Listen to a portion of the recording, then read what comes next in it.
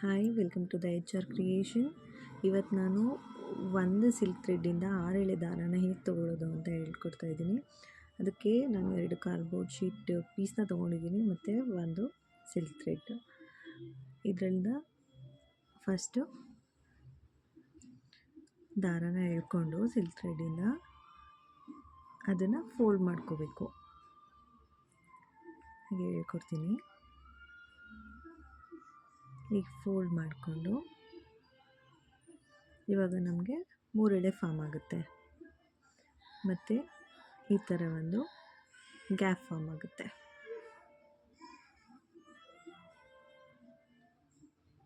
ಆ ಗ್ಯಾಪಿಂದ ನಾವು ದಾರನ ಎಳ್ಕೋಬೇಕು. ಇಲ್ಲಿ ಇನ್ನೂ ಸ್ವಲ್ಪ ಉದ್ದಾಗ ತೊಗೋಬೋದು. ನಾನಿಲ್ಲಿ ಗಂಟು ಹಾಕೋತಿದ್ದೀನಿ ಮತ್ತು ಒಂದು ಕಾರ್ಡ್ಬೋರ್ಡ್ ಶೀಟ್ ಪೀಸ್ಗೆ ಅದನ್ನು ಸುತ್ಕೋಬೇಕು. ಮತ್ತು ಆ ಗ್ಯಾಪ್ ಏನು ಫಾರ್ಮ್ ಆಗಿತ್ತು ಅದ್ರ ಒಳಗಡೆಯಿಂದ ನಾವು ದಾರನ ಎಳ್ಕೋಬೇಕು. ಅದ್ರೊಳಗಡೆಯಿಂದ ಎಳ್ಕೋಬೇಕು ದಾರನ. ನಾನಿಲ್ಲಿ ಚಿಕ್ಕದಾಗಿ ಎಳ್ಕೊಂಡು ತೋರಿಸ್ತಾ ಇದ್ದೀನಿ ವಿಡಿಯೋಗೋಸ್ಕರ. ನೀವು ಇನ್ನೂ ಲೆಂತ್ ಬೇಕು ಅಂದರೆ ಲೆಂತನ್ನು ಜಾಸ್ತಿ ಮಾಡ್ಕೊಂಡು ಎಳ್ಕೊಬೋದು. ಗ್ಯಾಪ್ ಒಳಗಡೆಯಿಂದ ಹೋಗಿ ದಾರನ ಎಳ್ಕೋಬೇಕು. ಇದು ನಮಗೆ 3 ಎಳೆ ದಾರ ಬರುತ್ತೆ. ಅದನ್ನು ಈ ಕಾರ್ಡ್ಬೋರ್ಡ್ ಶೀಟ್ಗೆ ಸುತ್ಕೋಬೇಕು. ನಿಮ್ಗೆ ಎಷ್ಟು ಬೇಕು ಅನಿಸುತ್ತೋ ಅಷ್ಟನ್ನು ಸುತ್ಕೋತಾ ಹೋಗಬೇಕು. ಮತ್ತು ಗ್ಯಾಪ್ ಒಳಗಡೆಯಿಂದ ಹೋಗಿ ದಾರನ ಎಳೆದು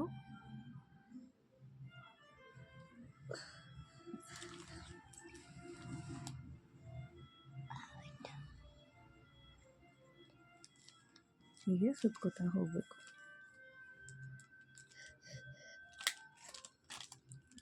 ನಿಮ್ಗೆ ಎಷ್ಟು ಬೇಕೋ ಅಷ್ಟು ದಾರನ ಸುತ್ಕೋಬೇಕು. ನಾನಿಲ್ಲಿ ವಿಡಿಯೋಗೋಸ್ಕರ ಸ್ವಲ್ಪ ದಾರನೇ ಸುತ್ತಿ ತೋರಿಸ್ತಾ ಇದ್ದೀನಿ.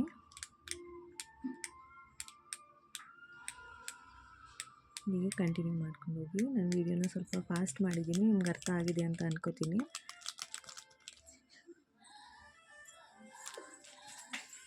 ನೋಡಿ, ಇವಾಗ 3 ಆಗಿದೆ. ನಾನು ದಾರನ ಕಟ್ ಮಾಡಿಕೊಂಡು ಅಲ್ಲಿಗೆ ನಾಟ್ ಮಾಡ್ಕೋತೀನಿ.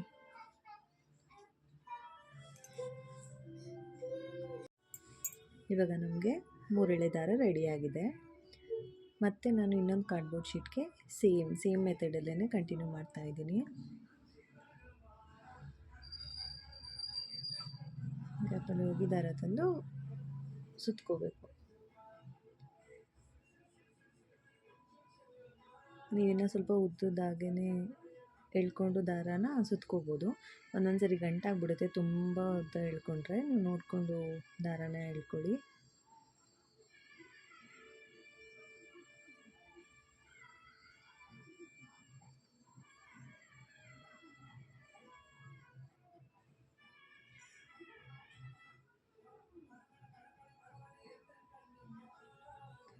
ಇವಾಗ ಮತ್ತೆ 3 ಎಳೆ ದಾರ ರೆಡಿಯಾಗಿದೆ.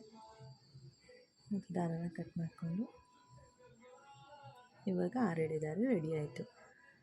ಈ ಕಾರ್ಡ್ಬೋರ್ಡ್ ಶೀಟಲ್ಲಿ 3 ಎಳೆ ತೊಗೊಂಡಿದ್ದೆ ಮತ್ತು ಸೇಮ್ ಅದೇ ಥರ ಆ ಮೆಥಡಲ್ಲೇ ತೊಗೊಂಡಿದ್ದೀನಿ. ಇನ್ನೂ ಒಂದು ಟೋಟಲ್ 6 ಎಳೆ ದಾರ ಆಯಿತು. ನೋಡಿ, ಎಷ್ಟು ಕಡಿಮೆ ಟೈಮಲ್ಲಿ 6 ಎಳೆ ದಾರ ಬೇಗನೆ ರೆಡಿ ಆಗೋಯಿತು. ಮತ್ತು ಎರಡನ್ನೂ ಸೇರಿಸಿ ಒಂದು ನಾಟ್ ಹಾಕೋತಾ ಇದ್ದೀನಿ. ನೋಡಿ, 6 ಎಳೆ ದಾರ ರೆಡಿನೇ ಆಗೋಯಿತು. ನಿಮಗೆ ಕಡಿಮೆ ಟೈಮಲ್ಲೇ ಬೇಗ ತೊಗೋಬೋದು 6 ಎಳೆ ದಾರ. ನಿಮಗೆ 6 ಸಿಲ್ಕ್ ಥ್ರೆಡ್ ಬೇಕು ಅಂತ ಏನೂ ಅವಶ್ಯಕತೆ ಇಲ್ಲ. ಒಂದೇ ದಾರದಲ್ಲಿ ಈ ಥರ ತೊಗೋಬೋದು.